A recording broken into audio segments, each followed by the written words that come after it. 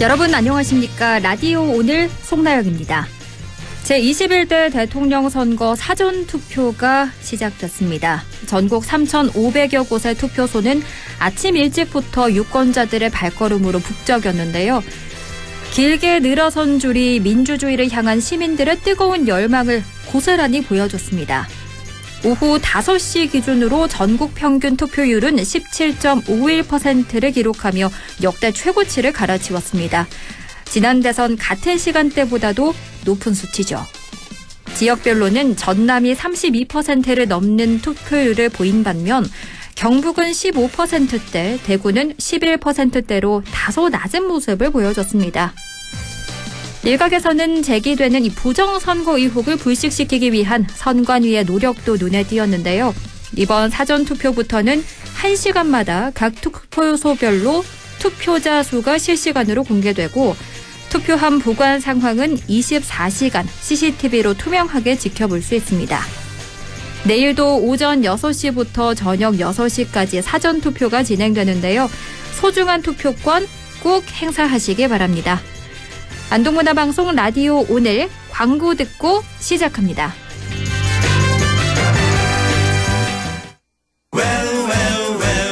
웰메이드 가지요. 멋진 옷이 필요할 때 웰메이드 가지요. 잘 만든 옷, 잘 만든 옷 언제나 우리 곁에 웰메이드 가지요. 국민의 옷집 웰메이드. 웰메이드에서 만나요. 안녕하세요. 세븐나이츠 리버스 모델 비비입니다. 이번 세븐나이츠 리버스는 기대하셔도 좋을 만큼 잘 만들어졌어요. 지금 앱스토어나 구글 플레이에서 세븐나이츠 리버스 검색하시고 또 다운받아주세요. 우리 곧 게임에서 만나요. 15세 이용가. 남대구 IC까지 자동차로 15분. 대형 물류와 상류시설로 다양한 업종 입주가 가능한 영호남 물류 클러스터. 서울, 대전, 대구, 부산 찍고 광주까지. 동고령 IC 물류단지. 입주 문의 054-956-7241. 시행 주식회사 미래산업개발. 대선 5일 전입니다. 5월 29일 목요일 라디오 오늘입니다. 1부 안형진의 쾌도 난법 함께하고요. 2부 이슈 오늘에서는 청송군이 지금 꽃대거리라고 합니다. 산소카페 청송정원 가꾸기 소식 들어봅니다. 이어서 임미애의 그래도 정치 함께하겠습니다. 라디오 오늘 유튜브로도 다시 들을 수 있거든요. 많은 애청 바랍니다.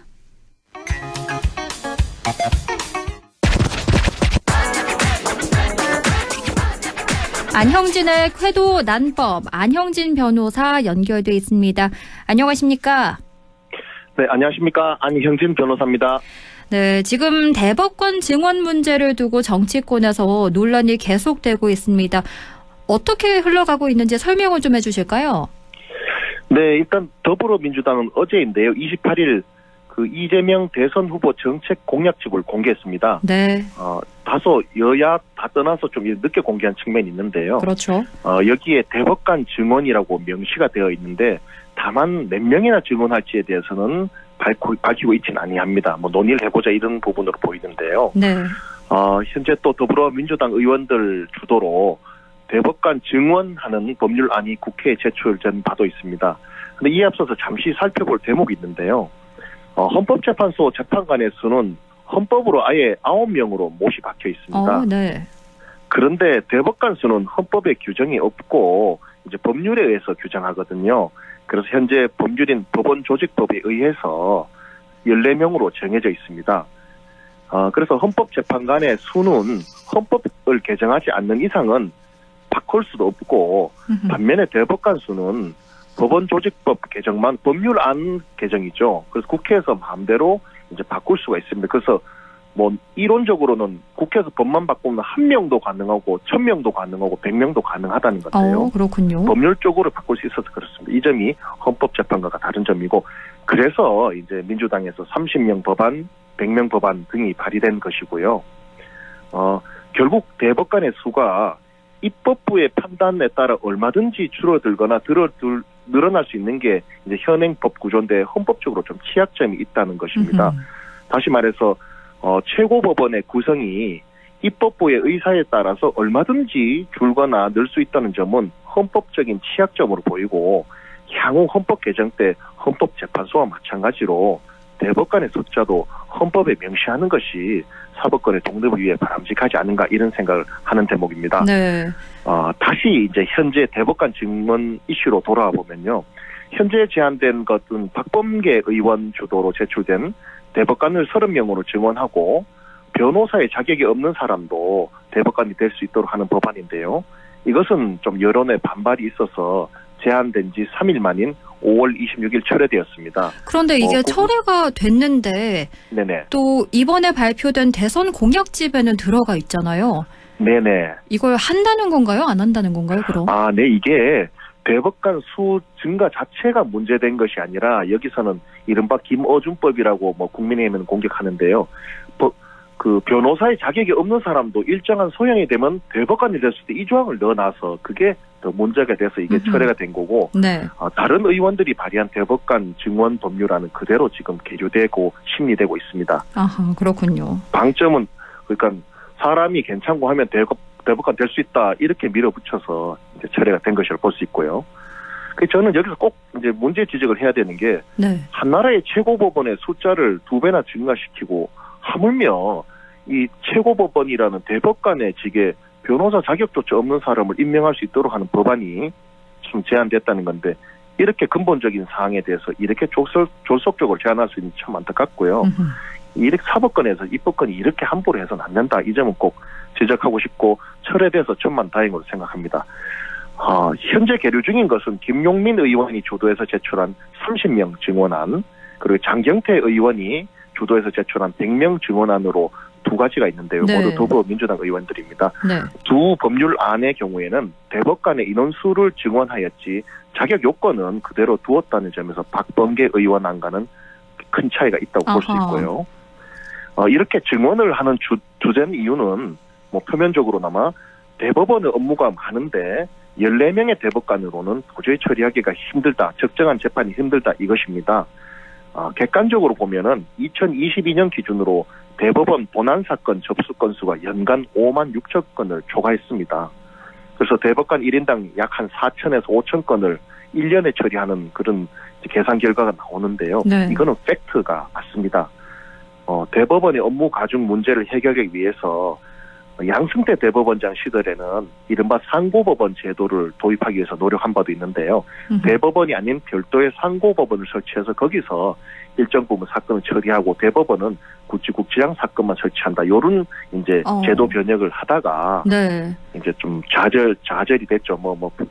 정부랑 그 딜 본다 이래서 사법 딜이다 이래서 문제가 네네. 있었는데 여튼 이 대법원의 업무 가중 문제점에 대해서는 대법원이든 여든 하든 인식을 같이 하고 있다고는 볼 수 있습니다. 그렇군요. 그런데 여기서 30명이든 100명이든 늘리면 되지 뭐가 문제냐 이렇게 반문이 제기될 수 있잖아요. 그렇습니다. 그런 이제 인원 증가시켜야 된다는 논의는 꾸준히 있어 왔는데 이제 현 시점에서 문제가 좀 있다고 지적할 게 있는 게요. 네. 현재 법원 조직법상 대법관의 수는 14명입니다. 그런데 30명으로 늘리게 되면은 16명을 올해 안에 추가 임명해야 되고 100명이면 84명이죠. 84명을 그러네요. 올해 추가 임명해야 되는 거죠. 산술적으로. 그런데 우리 헌법은 대법관의 임명에 대해서 규정을 두고 있습니다. 헌법 104조 제2항인데요. 대법관은 대법원장의 제청으로 국회의 동의를 얻어서 대통령이 임명한다라는 규정입니다. 첫 번째 대법원장의 제청이 필요하고 두 번째 국회의 동의가 필요하고 세 번째 대통령이 임명이 필요하다는 것인데요. 사실 지금 대통령이 누가 될지는 모릅니다. 네. 지금 제가 예측하기는 당연히 어려운데 만일에 이재명 후보가 대통령이 당선된다면은 국회는 현재 더불어민주당이 절대 다수로 장악하고 있고 그때의 대통령은 이재명이라는 건데 이 경우에 아까 말씀드린 16명 내지 84명의 대법관을 결국은 이제 국회 견제 없이 이재명 대통령이 임명하게 된다는 결론이 되거든요. 네, 그렇죠. 국회의 동의는 물론 더불어민주당이 해주겠죠. 그렇겠죠. 이런 이제 만약에 이제 된다면 이런 사태가 일어나는데 그래서 대법관 다수를 특정 당의 코드에 맞는 사람을 임명할 수 있는 위험성이 크다는 겁니다. 현재적으로는. 네. 사실 윤석열 정권 때에 대법관이 임명된 분들은 국회가 더불어민주당인 다수인 관계로 의회의 동의를 얻어서 상당 부분 이제 좀 중립적인 분들이 임명될 수 있는 담보가 되었는데 이제 만약에 이렇게 한꺼번에 임명이 되면은 어느 후보가 대통령이 되든 간에 그렇게 좀 위험성이 있다는 거죠. 특히나 만약에 이재명 후보 된다면 국회와 행정부가 동일체가 되어서 그냥 이렇게 임명이 돼버린다는 거죠. 그래서 좀 이런 중립성의 문제에 분명히 소지가 있기 때문에 대법관을 증언하더라도 좀 점진적으로 해야. 한꺼번에 올게 다 해버리면 한 명이 임명하게 되지 않습니까? 그렇죠. 그래서 사법관의 독립성, 중립성을 심히 침해할 수 있어서 좀 이렇게 이거는 늘리더라도 상당한 시간을 두고 좀 해야 되지 않느냐 이런 지적이 있고요. 그러게요. 예, 그래서 현행 14명에서 갑자기 30명, 100명으로 늘리는 것은 정치적 중립성, 사법관 독립성 측면에서 문제가 소지가 있다는 점을 말씀드렸고요. 네네. 또 하나 짚을 것은 이게 입법부가 사법부 구조를 변경하는 법안을 낼 때에는 굉장히 신중해야 된다는 점입니다. 그렇죠. 다른 법안보다 더 그런데요. 이것은 상권 분립의 인연 때문에 그렇고 또 사법부의 전문성, 국민들에 대한 파급효과가 굉장히 큰 점 때문에 그렇습니다. 지난 대법원 파기환송이죠. 이재명 후보의 허위 사실 공표 혐의에 대해서 파기환송 판결한 이후에 더불어민주당 주도로 각종 법률안이 제대로 된 공청회 하나 없이 우후죽순으로 제출되고 있다는 건 팩트입니다. 뭐 대법관 수를 대폭 증원시키는 법안, 또 대법관의 자격을 변호사 자격이 없어도 할 수 있게 하는 법안이라든지, 심지어 허위사실 공표죄에서 허위에서 행위 부분을 빼는 법안이죠. 또 대통령 당선 때에는 당선자의 형사 재판은 다 정지하도록 하는 법안이 그 예입니다. 네. 이 사법의 정치화를 막아야 한다는데 오히려 사법을 정치의 대상으로 적극 끌어들이고 설익은 법안들이 막 제출되는 형국이라 법조인의 한 사람으로서 안타깝고 좀 무섭기도 한데요. 뭐 네. 여든 나든 사법부에 대해서는 선을 지켜야 하는데 그 선을 지키고 있지 못한 거 아닌가라는 개인적인 의견이 듭니다. 결론적으로는 이 사법부의 개혁은 필요합니다. 그런데 그 과정에서 너무나 성급하거나 특정인을 위하거나 또는 편향되지 않도록 이제 해야 되는데 현재 입법 형태는 보면 조금 제고할 부분이 있지 않나, 속도 조절이 필요하지 않나 싶고요.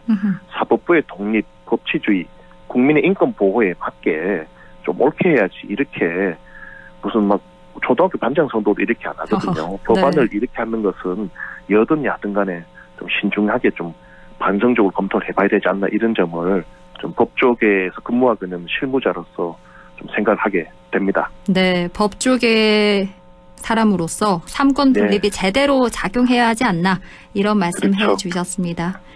지금까지 안형진 변호사와 함께 이야기 나눴습니다. 오늘 말씀 고맙습니다. 감사합니다. 라디오 오늘 2부에서 뵙겠습니다.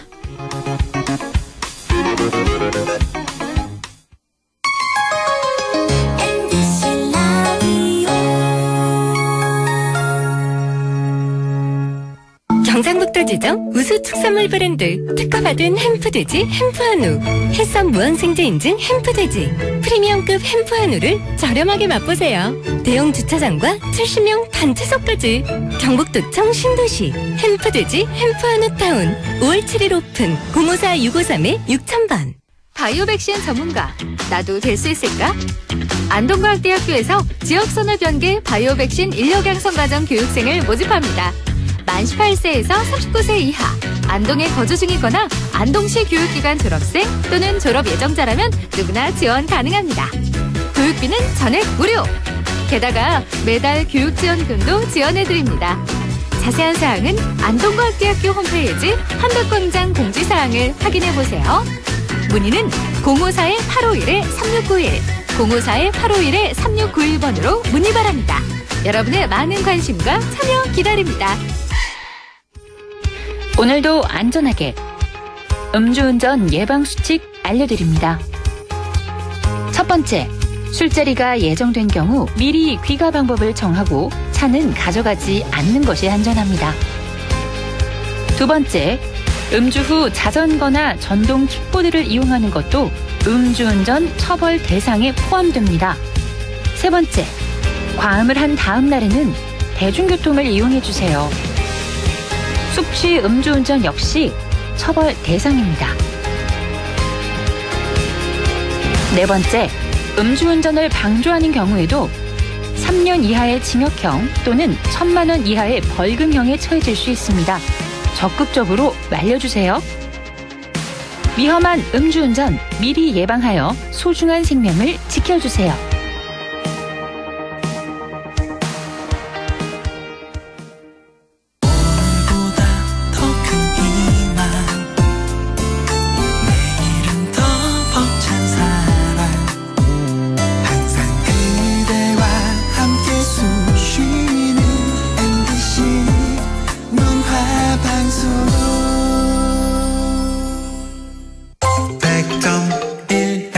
라디오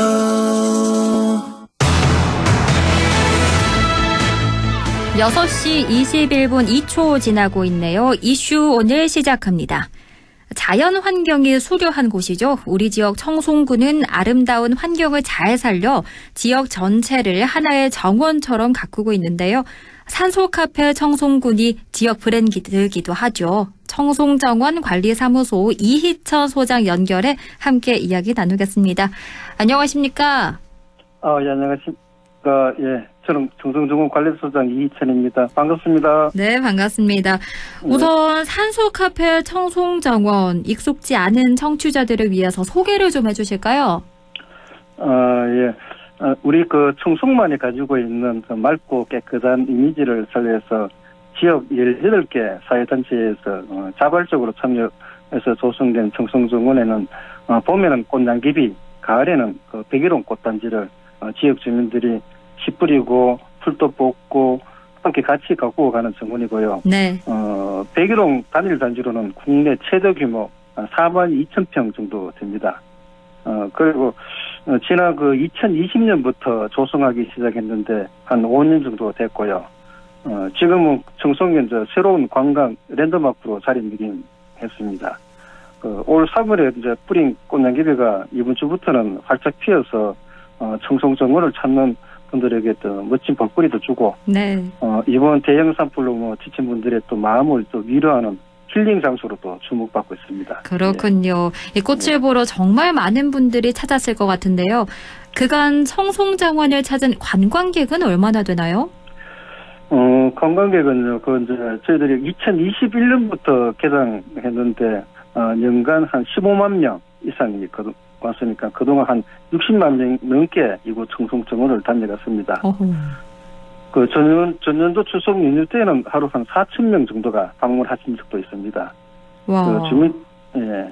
주민들이 또 함께 가꾸는 청송정원이 꽃 구경하기도 멋지고, 또 산청로에는 그 태양광 안심가로등도 설치되어 있어 야간에도 걷기 좋은 곳으로 입소문타면서 또 많은 분들이 찾고 있습니다. 그리고 또 관광객뿐만 아니고 지역 주민들, 유치원, 초중고 학생들도 단체로 많이 찾고 있고요. 특히 날씨가 좋을 때는 그 인근 요양원에 계시는 또 어르신들도 요양보호사분들과 같이 꽃 구경도 많이 오시고 그렇게 합니다. 그렇군요. 유치원생들도 오고 또 지역 어르신들도 오고 하니까 북적북적할 것 같은데요. 올해 들어 청송정원 운영을 하면서 큰 변화를 꾀하는 부분이 있다면서요?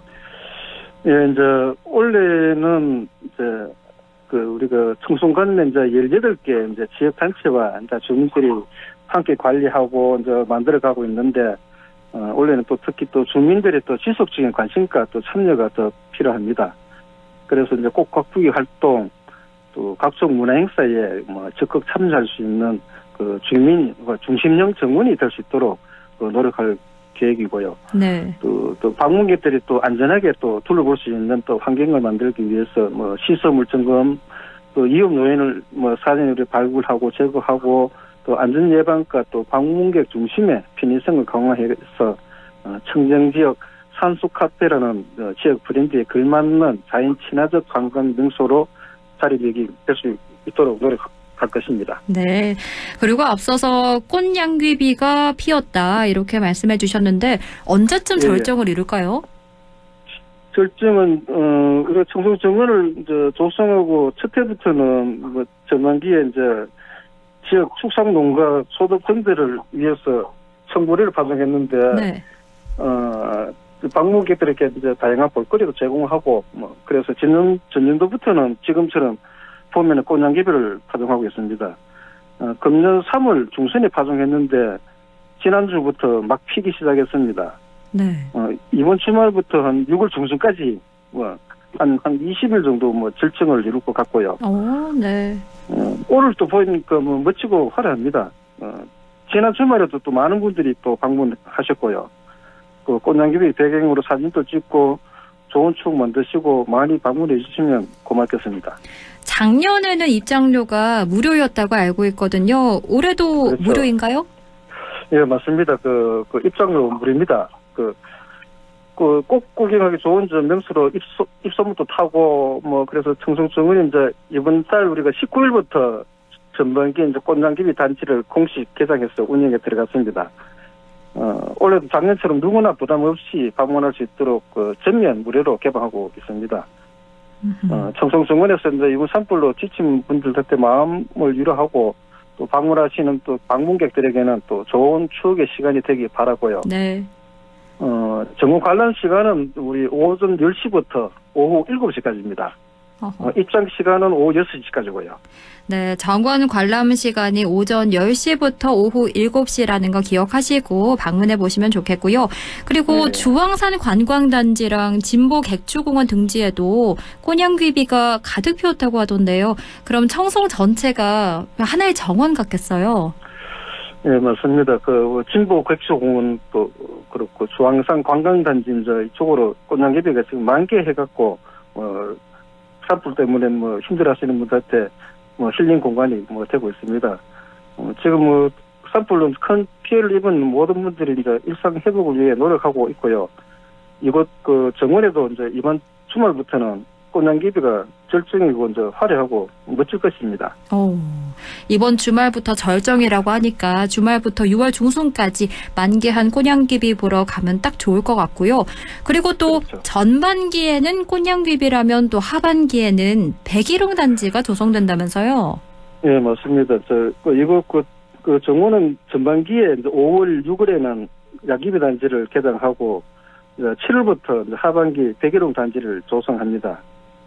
청송정원은 이제 지난해 가을에 9월, 10월 두 달 동안 약 한 10만 명 이상이 방문해서 청송군의 새로운 명소로 자리매김했다는 평가도 받았습니다.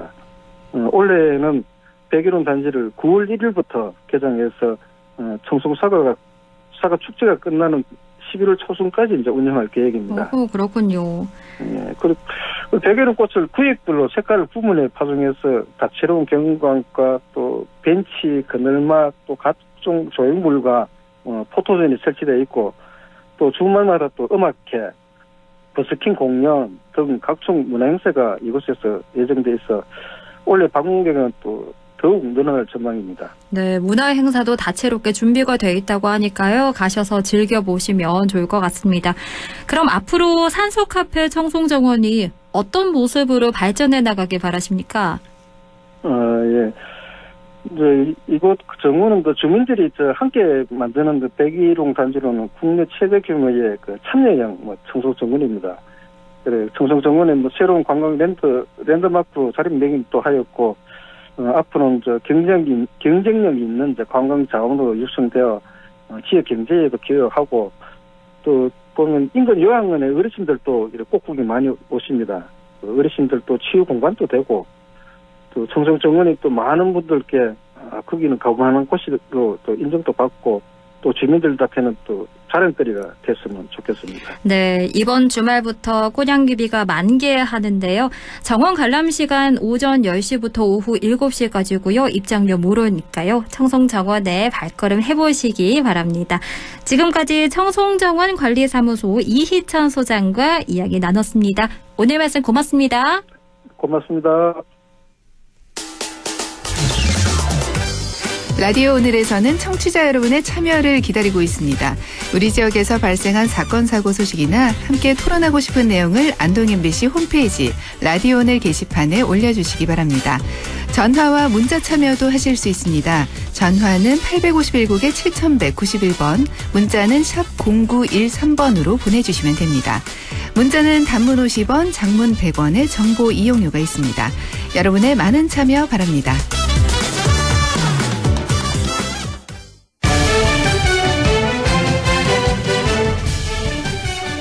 이제 그래도 정치 시작합니다. 더불어민주당 임미애 의원과 함께합니다.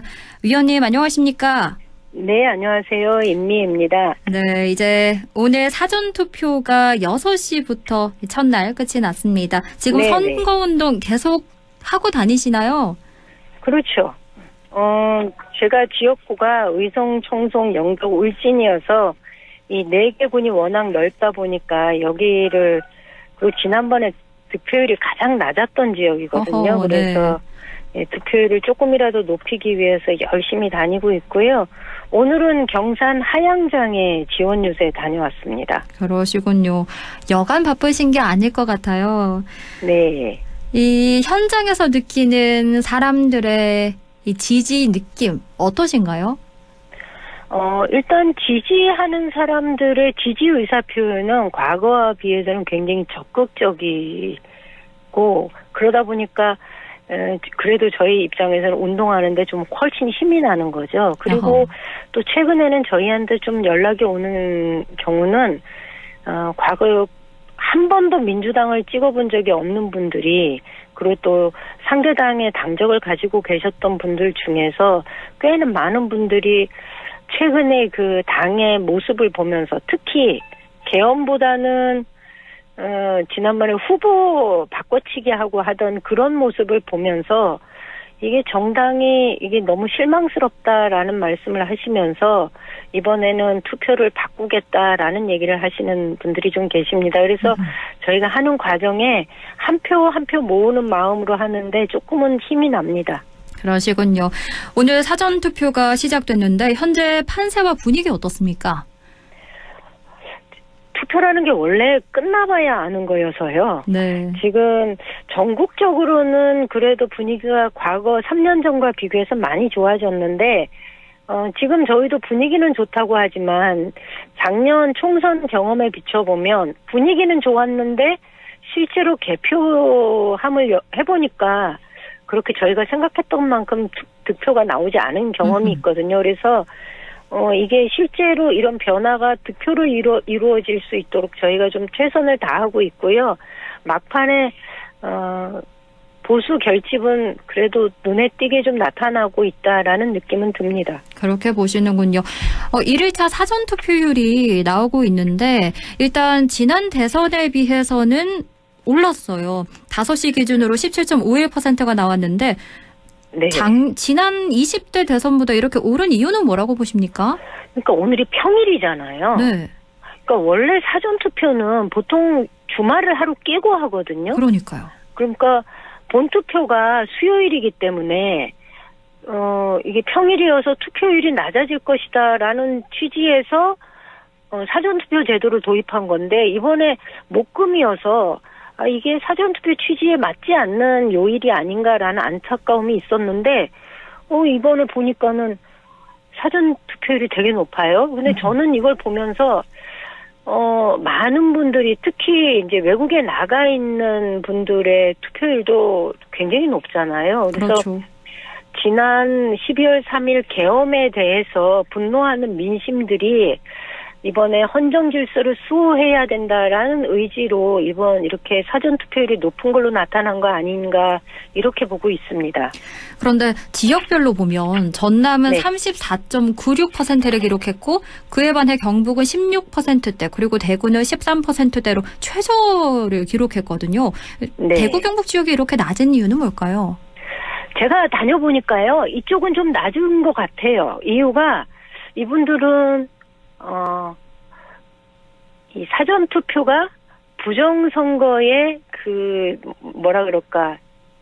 시초다, 네. 단초다, 이런 생각들을 하시는 것 같아요. 그래서 본투표 때 하겠다라는 분들이 의외로 많으시더라고요.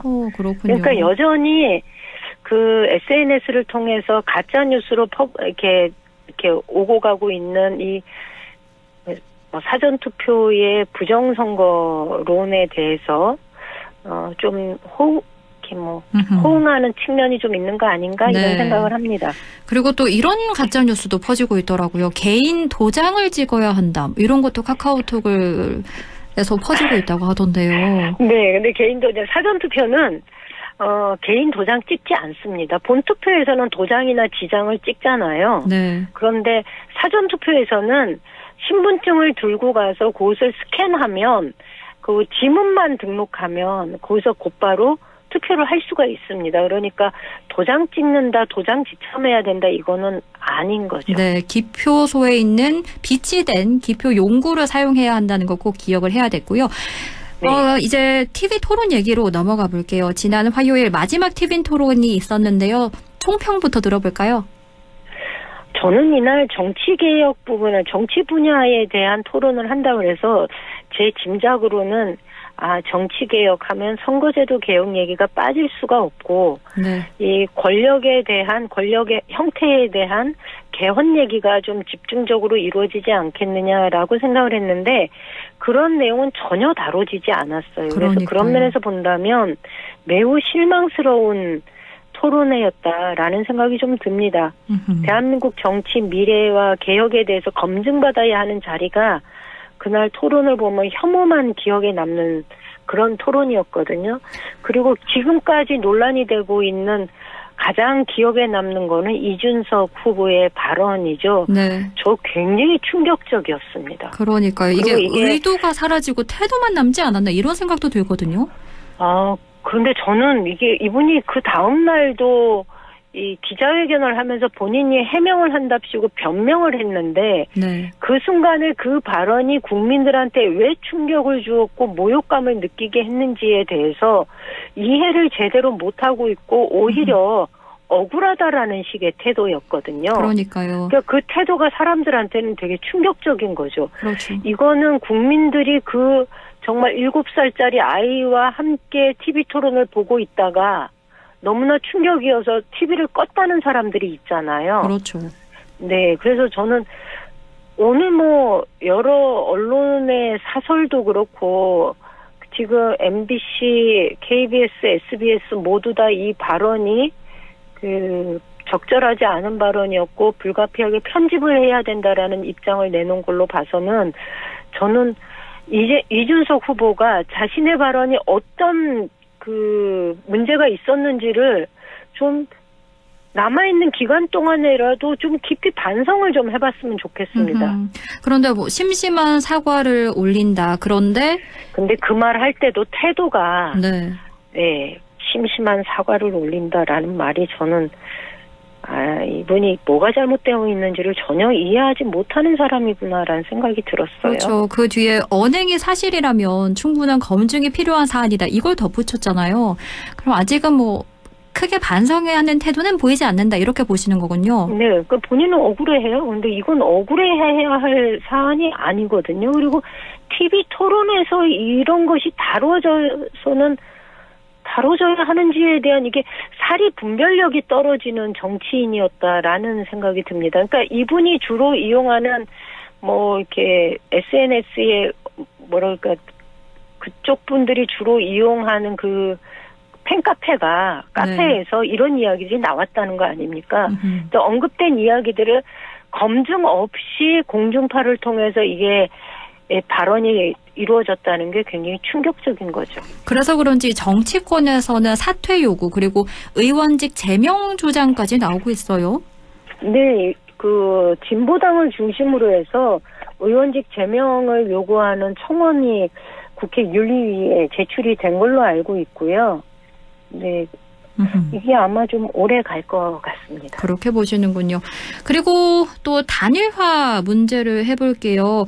권성동 국민의힘 원내대표가 단일화는 결국 무산됐다 이렇게 선언을 했잖아요. 물 건너갔다고 보면 될까요? 물 건너갔지요. 오늘이 사전투표 첫째 날이니까 지금 단일화를 한다는 거는 어떤 시너지 효과도 만들 수 없는 그런 상황이고 일찌감치 어쩌면 단일화는 실제로 물 건너간 건데 국민의힘은 단일화 의제를 계속 꺼냈던 건 정치적 의도가 있는 거라고 봅니다. 어떤 의도가 있다고 보십니까? 대선이 패배했을 때 그 책임을 보수 분열을 일으킨 이준석한테 그 책임을 물으려고 하는 의도가 저는 눈에 보이듯 뻔한 의도였다라는 생각이 들고요.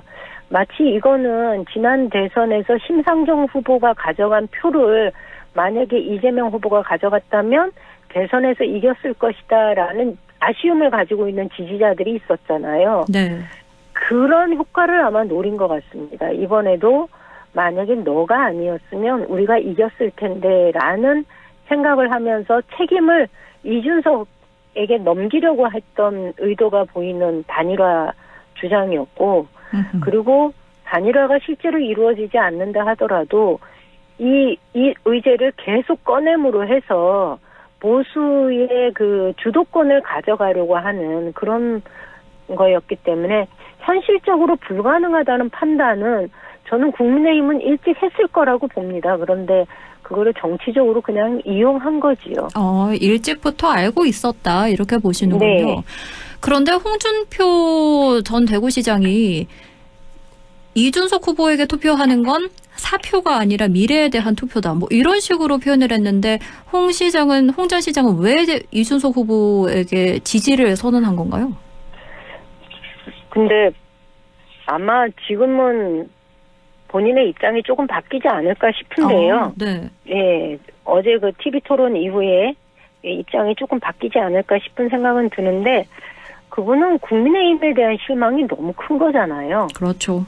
예, 자기가 평생 지켜온 당으로부터 번번이 당원들로부터 외면당하는 경험을 여러 차례 했고, 그러다 보니 그분이 가지고 있는 서운함과 실망감이 이 국민의힘의 지금 지도부를 향해서 이렇게 뭐 공개적으로 드러나는 거다 보니까 그러면 그렇다고 해서 이재명을 지지하겠다 이 말은 할 수 없잖아요. 그렇죠. 그러니까 같은 보수라고 친다면 이준석이 미래다라고 해서 주장을 하는 건데, 지지 주장을 하는 건데, 제가 볼 때는 아마 그것도 그렇게 오래 갈 것 같지는 않습니다. 왜냐하면 지금 상황에서 이준석 후보에 대한 실망감을 표하는 여론들이 너무 많고, 그리고 그쪽 개혁신당의 게시판은 당원을 탈퇴하겠다는 그 게시판 글들이 굉장히 폭주하고 있다는 얘기를 들었거든요. 네, 그래서 아마 이 파장이 조금 오래 갈 것 같습니다. 그렇군요. 그런가 하면 국민의힘 김문수 후보는 이재명 후보를 향해서 비리 의혹을 주장했습니다. 이 아수라라는 영화가 딱 성남시를 상징한다. 악덕시장의 권력형 비리를 소재로 한 게 성남시에 빗댄 거다. 이렇게 얘기를 했고요. 또 수사를 받는 주변 인물들이 숨졌다면서 사법 리스크 공격을 했어요. 근데 저는 주변 인물 숨진 것에 대해서는 전 좀 이해가 안 가는 건, 이거는 이재명 후보를 공격하는 내용이긴 하지만 실제로 이분들이 수사 과정에서 그 극단적인 행위를 한 이유는 검찰의 가혹한 압박 수사가 원인이거든요. 과거 대선 끝난 이후에 정몽준 후보가 극단적인 선택을 하고 나서 우리가 다 그런 걸 경험했어요. 야, 이게 재벌도 검찰 앞에서는 모욕감을 느낄 정도의 가혹한 압박 수사가 있구나라는 것이 그 당시에 굉장히 많이 거론이 됐었는데요. 저는 이거는 분명하게 봐야 됩니다. 검찰의 가혹한 압박 수사다. 그리고 정작 이재명 후보에 대해서는 유죄가 확정된 것이 그 사건과 관련해서 아무것도 없거든요. 네. 그렇게 치면 오히려 김문수 후보의 경우는 오히려 훨씬 더 많은 비리가 있습니다. 예를 들어 그 최측근이라고 할 수 있는 전 경기도 기획관리실장이 골프장 업자로부터 인허가 편의 명목으로 4억 4천만 원 뇌물을 받았거든요. 그래서 징역 3년 선고받았고요. 그리고 국회의원 그리고 경기지사 시절에 보좌관도 지냈고 비서실장까지 했던 사람이 2017년 경기도 경제단체 연합회 사무총장을 역임하면서 그 시절에 경기도 보조금으로 비자금 조성해서 임의로 사용한 횡령 사건으로 불구속 기소 및 형사 처벌을 받았습니다. 그러니까 이 사건의 경우는 관련자 5명이 구속 기소되었고 7명이 불구속 기소된 대형 사건입니다. 이거 외에도 굉장히 많습니다. 경기도시공사 사장 그리고 기조실장 이런 사람들 뇌물 혐의로 실형 벌금형 받기도 했고, 그런데도 김문수 후보는 우리가 기억을 못하는 줄 알고 측근들 비리로 수사 구속된 사람 없다 이런 말을 하는데 이거는 허위사실 공표죠. 그래서 저는 본인이 한 행동을 남들이 기억을 못할 거라고 생각을 하고 있고, 오히려 이재명 후보의 경우는 측근 비리와 관련돼서는 지금 이렇다하게 드러나는 것이 없음에도 불구하고 본인의 그 눈에 들은 대들보는 보지 못하고 남의 손톱 밑에 가시만 잡고 바라보고 있는 것 아닌가라는 생각이 좀 듭니다. 그리고 검찰 얘기가 나와서 그런데요. 이재명 후보가 집권 후에도 검찰개혁 의지가 꺾이는 일은 없을 거다 이렇게 단언을 하고 뭐 사법부 압박에는 속도를 조절한다 이렇게 주문을 했지만 법원개혁, 검찰개혁 장기 과제로 네. 추진을 한다는 거죠? 그렇죠. 이 개혁 과제는 그냥 뭐 유야무야 넘어가거나 이러지는 않습니다. 그런데 중요한 거는 지금 대한민국 경제가 굉장히 어려운 상황이기 때문에 경제를 먼저 수습하는 것이 우선이다. 그다음에 두 번째는 저희가 대통령 선거가 끝나면 곧바로 줄줄이 국제적인 행사들이 좀 이어져 있습니다. 네. 나토 회의도 있고요. G7 회의도 있고 10월 달에는 경주에서 열리는 에이펙 회의도 있고요. 그래서 트럼프하고 지금 무역 관련한 협상들을 우리나라가 지금 제대로 하고 있지 못하지 않습니까? 네. 이게 저희 정부가 빠르게 이게 좀 본 진용을 갖추게 되면 미국과의 그 협상 문제도 추진을 해야 되기 때문에 일단 경제적인 문제들을 좀 추스르고 그러면서 국민적인 요구가 있는 사법개혁 실시하겠다라는 건데요. 저희가 이거는 이번에 이 탄핵 정국에서 대법원이 보여줬던 모습이나 검찰이 이것이 검찰인가라는 의구심이 들 정도로 정치 편향적인 수사 행위들을 했었거든요. 네. 그래서 이 문제는 반드시 짚고 넘어가야 된다라는 생각이 있습니다. 이거는 민주당 몇몇 정치인의 견해가 아니고 저는 이건 국민적 요구다라는 생각합니다. 그리고 또 지난 월요일이었죠. 국민의힘이 윤상현 의원을 공동선대위원장에 임명한다고 밝혔습니다. 왜 이런 선택을 한 걸까요? 김문수 후보는 근본적으로 윤석열 전 대통령과 선을 그을 생각이 전혀 없는 거죠. 그 연장선에서 계엄이 비록 그것 때문에 탄핵이 이루어지긴 했지만 계엄이 문제가 있고 위헌적인 것이다라는 것도 저는 심정적으로는 동의하지 않는 거다라는 생각을 합니다. 그러니까 윤상현 의원을 공동선대위원장에 임명을 한 거죠. 그리고 문제가 되니까 철회했다 그렇지만 정확하게 철회했다는 얘기는 나오지 않았습니다. 관계자들 얘기를 들어보면 아직 네. 공식적인 철회는 이루어지지 않은 상황이고요. 네. 거기다가 그 정호용 전 국방부 장관 광주 학살에 책임이 있다는 걸로 살인죄로 7년형을 선고받고 복역한 분인데 이분도 영입을 하려고 했지 않습니까? 그렇죠. 그러니까 저는 윤상현 의원의 공동선대위원장 임명이나 정호영 전 국방부 장관의 영입이나 이런 문제들을 보면서 김문수 후보가 계엄 세력과 결별할 의지가 전혀 없다. 선거를 윤석열을 등에 업고 그의 지지자를 기반으로 해서 선거를 치르겠다라는 의사를 분명하게 그 행동으로 보여주는 거다라는 생각이 듭니다. 그리고 조경태 의원의 경우 이거는 윤석열을 선대위원장 앉히는 것과 똑같다라는 발언을 했거든요. 그리고 네. 선거 중단하겠다. 선거운동 중단하겠다라고 얘기를 했는데 이런 당내의 어떤 반발을 무릅쓰고도 아직 윤상현 의원의 임명 철회라는 공식적인 입장이 나오지 않은 걸로 봐서는 그래도 가겠다라는 입장 아닌가 싶습니다. 그렇군요. 그런가 하면 민주당은 이번 대선에서 TK 지역에서 30% 이상을 득표하겠다. 이렇게 목표로 잡고 있는데 목표대에서 무난할까요? 하기는 굉장히 어렵죠. 30%가 달성되려면 저희는 30%라는 게 사실은 TK에서 민주당 계열의 후보가 얻은 득표로는 최고치거든요. 지난번에 이재명 후보가 경북에서 얻은 게 23%, 대구에서 얻은 게 21%. 그것도 최고였거든요. 그런데 그것을 뛰어넘어서 30%를 얻는다면 그야말로 전 국민의 통합을 이루어낼 수 있는 후보가 바로 이재명 후보고 그를 통해 그를 당선시킴으로 해서 영남까지 대한민국의 통합의 아이콘으로 이재명을 선택했다 이렇게 볼 수 있다고 보는데요. 네. 저희가 지금 여론조사 흐름은 긍정적이긴 한데 투표를 앞두고 보수 결집이 막 드러나는 상황이어서 마지막까지 저희는 최선을 다해볼 생각입니다. 네. 아무것도 낙관할 수 없는 그런 상황이다 이렇게 말씀드릴 수 있습니다. 그렇군요. 이제 내일도 사전 투표가 있는데요. 끝으로 당부하거나 덧붙이고 싶은 말씀 있으실까요? 투표 꼭 해주시기 바랍니다. 사전 투표를 하시던 본 투표를 하시던 투표라는 건 국민 주권을 표현하는 방법입니다. 그러니 투표 꼭 해주시고요. 이번 선거의 시대 정신은 저는 계엄을 선포한 내란 정당을 심판하는 것이다.